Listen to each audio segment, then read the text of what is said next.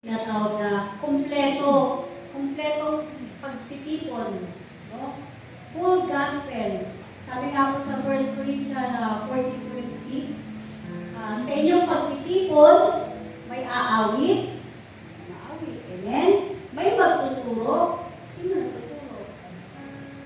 Ang Yahweh. Hindi na siya ang Yahweh, si Mama Mary, si Jesus, ang Holy Spirit. Amen?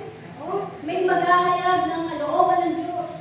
Ang hinahayag, hindi yung kalooban ni nagsasalita. Hindi yung taong ang nagpapahayag ng kanyang kalooban. Hindi ang kalooban ng Diyos. No? At may magsasalita sa iba't ibang wika. Tulad kanina. No? At may nagpapaliwanag dito. So, kumpleto. Amen? Kaya nga, itong aking pagtitipon, ito yung tinatawag na Biblika ng pagtitipon na kumpleto. Sa iba, wala pa ito. Why? Kasi bakit? Makikita natin na ang nagsasalita doon ay yung preacher, yung kanilang kaalaman sa Biblia, yung kanilang karunungan. Pero dito, yung nagsasalita ay yung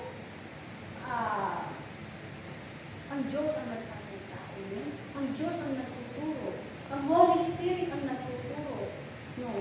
Si Mama Mary, yung kanyang kalooban, ang kanyang pinapahayag. No? Yung kalooban ng ating Panginoong Jesus, ang kanyang pinapahayag. No? At yun na nga, may nagsasalita sa iba't ibang wika at may nagpapaliwanag dito. No? So, kaya nga yung the gift of interpretation, ito po ay pinagkaloob lang sa ating community noon lamang 2013. No? So, from 2013, 13 years na po ngayon na ito ay ating sinasabuhay. Amen ba? 13 years na. No? At ito ay wala pa sa iba. No? Meron ba kayong alam na may ganitong uri ng pagtitipon? No? Maririnig nyo po sila yung mga preacher na nagpapahayag. Pero dito, hindi po yung tumatayo dito ang nagpapahayag. Sila ay instrument ng Panginoon. Na may nagsasalita sa ibang wika at may nagpapaliwanag dito sa tulong ng Espiritu Santo. No? Kaya nga, ito pong ating pagtitipon ay puro luwaga. Amen? Puro hindi ito kayang arukin. Mahirap unawain. No? Pero makikita mo dito talagang ang Diyos ang kumikilos. No? Kaya nga, full gospel. Wala nang kulang. Ano pang kulang? Amen?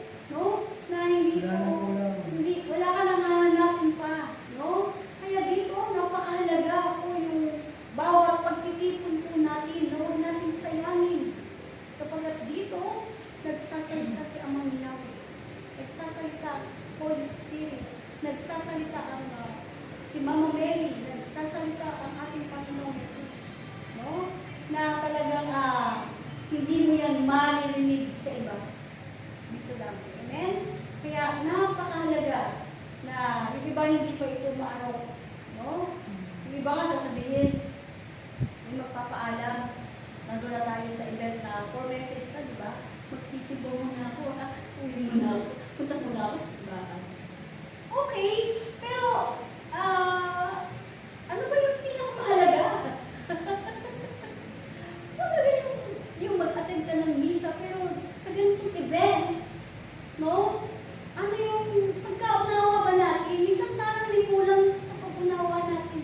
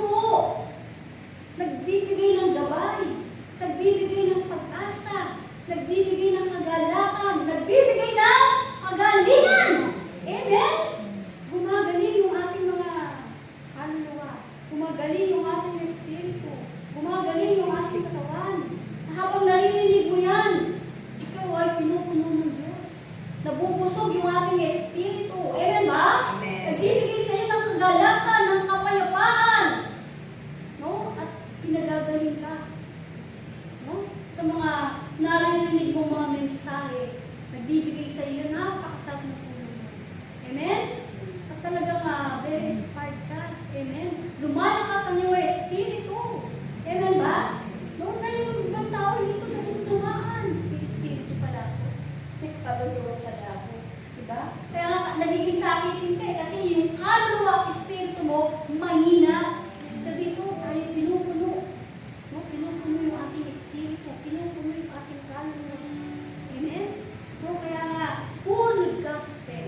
Amen ba? At pag tayo laging full, amen, magiging full ka rin sa iba. Amen ba? Amen ba? Amen ba? Puno ka na ba? Amen. Puno ka na ba ng pag-ibig?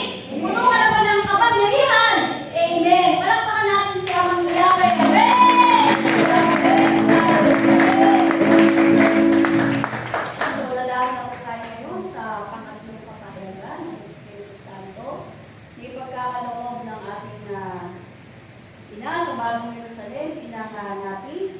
At sa interpretasyon ng Espiritu Santo, may pagkakaloob din ng test. Consider